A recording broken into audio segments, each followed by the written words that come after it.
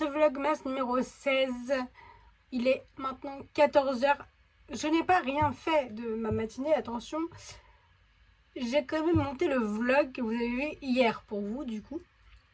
Puisqu'hier, j'ai passé toute mon après-midi, comme vous l'avez vu, à monter la vidéo qui était dans le petit i de la vidéo précédente, que je peux remettre si vous souhaitez dans le petit i de cette vidéo.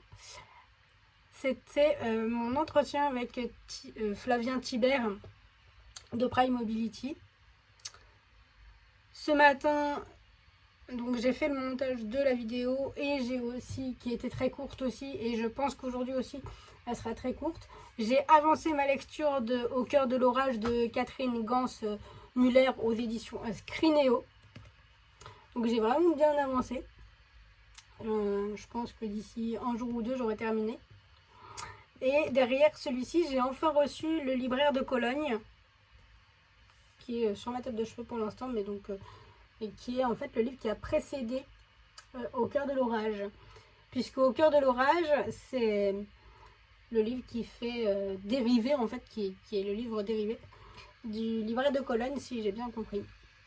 Et pour votre petite information, le libraire de Cologne, donc de Catherine Gans-Muller, a été lauréat du Grand Prix du roman jeunesse de la Société des gens de lettres 2021.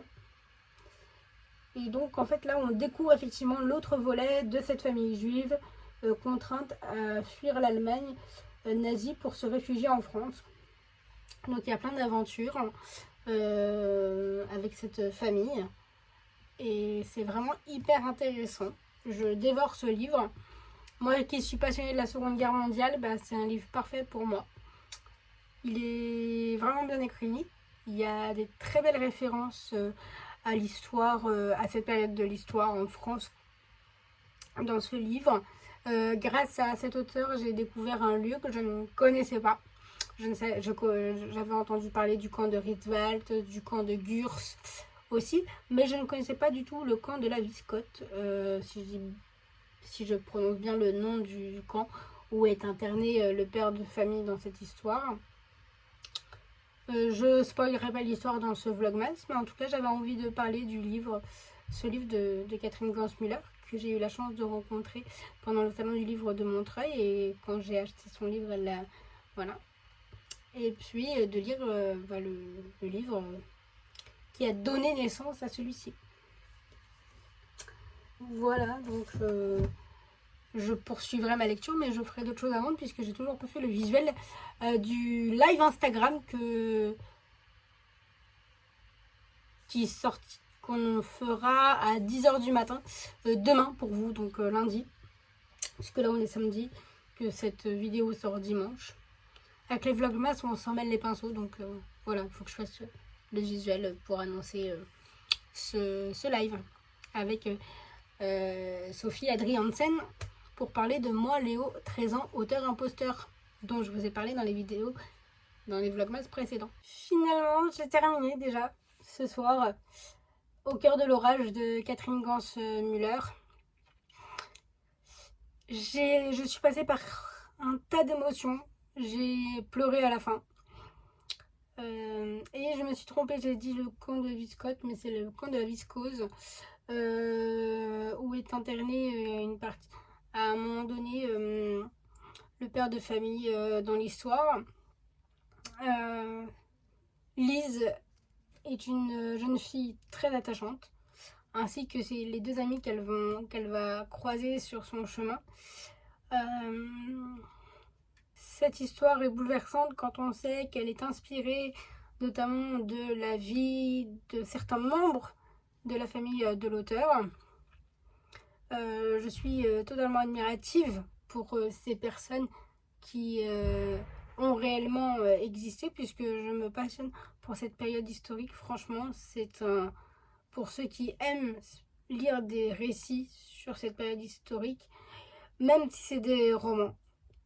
Vraiment, celui-ci, je le recommande, et pas qu'à des ados.